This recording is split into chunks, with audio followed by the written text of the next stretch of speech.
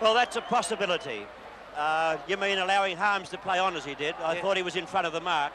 So it wasn't Harms's free kick, though, Jack. It wasn't Harms's free kick. Carlton were in possession, but Harms was in front of the mark, and I must agree with you, Bob. I didn't think it was the right decision. So Fitzroy suffered, and Carlton got a goal out of it. Jones allows the rover, Marcoux, to do the ruck work on that occasion. He hooks it down. Ashburn goes the big punch, cleared the pack toward Bortolotto. He can't do anything with it either. Pack forming up once again. The ball is under there somewhere. It's still in there with Bortolotto, and umpire Mike Dyer said there'll be a bounce. Looks like the Coleman is being taken off the field by the Fitzroy coach. But the ball now back with umpire Mike Dyer, only 40 metres out from the Carlton goal. Shot by Bazusto is off target, only 1 point. Yes, coach coming on the ground, and it was Coleman, Bob. I didn't quite check that up, yes, who was taken from the ground. And there's Glenn Coleman. Limped off the ground, looked quite sore, as a number of the players are from this game. Been a fiercely approached game. As we saw Montgomery punching the ball away. Marcoux comes through, straight across the ground, looking for and finding Harms, who plays on straight away from centre wing. Wayne Harms, a long kick up towards the forward area. A good mark taken by Cox. Yes, the man in front must be played on that occasion. Cox can see a short from Parrish, and that's where the kick is delivered. Parrish can see another short one around to find Smith. Smith looking down toward McMahon. The kick won't travel that far. It finds Carlson. Carlson now may look for McMahon. Now he's changed his mind. He's got in toward the centre of the ground, and a good pass has found Coates, the man who just came on for Fitzroy.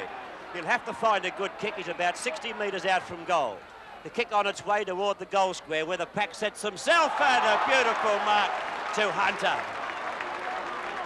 Ken Hunter, best and fairest winner for Carlton last year.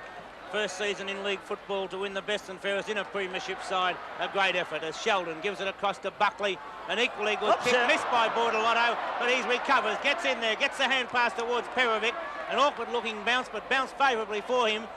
Wobbles towards centre half forward. Ashman spoilt by Montgomery, and we find Taylor coming out for Fitzroy. Taylor puts a short kick out, looking for Lee Carlson. Traps it just inside the boundary. Kick off the side of the boot. Actually may have been touched.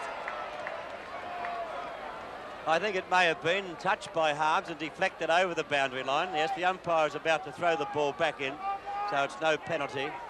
It's gone out a long way back. Sheldon looking for the free kick, but the umpire ignored the plea, and now the boundary. I think he may have been out before he kicked it, Bob, evidently. We can't quite see the boundary line from where we sit down there, as you can tell by that camera angle. Jones into the back of Hanson a little bit. Clayton got the hand pass out to Wilson. It kicked down toward McMahon. Klomp in the way for Carlton. Desperate football by Klomp, and the umpire said a free kick will go to Robert Klomp. He's on the half-back line, holding up proceedings slightly because the time clock's ticking around toward the 17.5-minute mark of the final quarter, which we're watching.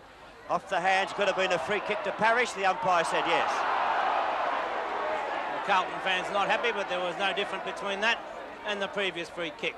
Parrish wanting to get the ball moving in a hurry. Well picked up by Gary Wilson. The hand pass to Clayton. Clayton's kick going towards the goal line. Coates is there, and Michael Coates. Well, possibly a good move on the interchange, Jack, because Coates has come on the ground, taken 2 marks, and from this position should put the ball through for his first goal. Well, he's a more active player than Coleman, Bob. That's what I was thinking before. He moves around a lot more. He's going to move around a lot more now, according to the umpire, to have this shot at goal. Fitzroy need it. Oops, yes, it just got in. It's a goal, kicked by Coates, so Fitzroy moved their score in answer to Carlton 16-16, 1-1-2. Fitzroy now have 99 points to their credit, only 13 points of difference, and enough time, Bob, if they're good enough. Well, that is the question, Jack, because 18.5 minutes have gone in this, the final quarter, so there would have to be at least another, say, 6 or 7. And Carlton players naturally would be tired, and well, wouldn't the Fitzroy boys, the way this game has been played. But Jack Edwards has said a couple of times that McClure and Glascott have taken no part in this game since half-time, nor are they likely to. Centre bounce. Jones wins out, straight to Gary Wilson, who's sharped a few. A poor kick by Wilson, high in the air. Malin stands his ground, punched away by Conlon, who forces the ball forward again, shows tremendous pace, punches it on, kicks it off the ground, trapped by McMahon, tried to give it back there, and now we find Malin tackled. taken away by Poynton. A push in the back to the Fitzroy player in Conlon. Good play by Conlon, and if he can put this on the board, the margin will only be 7 points. Well, if one thing is in his favour, Mickey Conlon, he never says die, Bob. He's one of the most courageous little players I've seen for a long time. Always gives his all. Maybe he's not kicking as accurately sometimes as he should. I know Fitzroy would want a nice straight shot from him now, because there are only 13 points separating the scores here at Princes Park, and as I said before, there's still plenty of time for Fitzroy, but they do need this goal from Conlon. They have it. Michael Conlon kicks his first goal, and the scores tighten up by that 6 points. 16-16, 1-1-2 to 16-9, 105. Only 7 points the difference, and Michael Conlon on screen. A well-deserved goal by Conlon. He forced that ball forward, not just with skill, but with sheer endeavour. Any way at all to get the ball forward. His great pace was absolutely tremendous. Carlton led by 15 points at quarter time, 32 points at half time, 18 points at three-quarter time, and now it's 7 points the difference. As Montgomery takes the ball out of the centre, puts a high floating kick towards the forward area. Serafini punches the ball away. It goes close to the boundary. McConville after it, but cannot get there before the boundary line. So a throw-in will take place in the forward pocket for Carlton, right in front of the Carlton Social Club stand.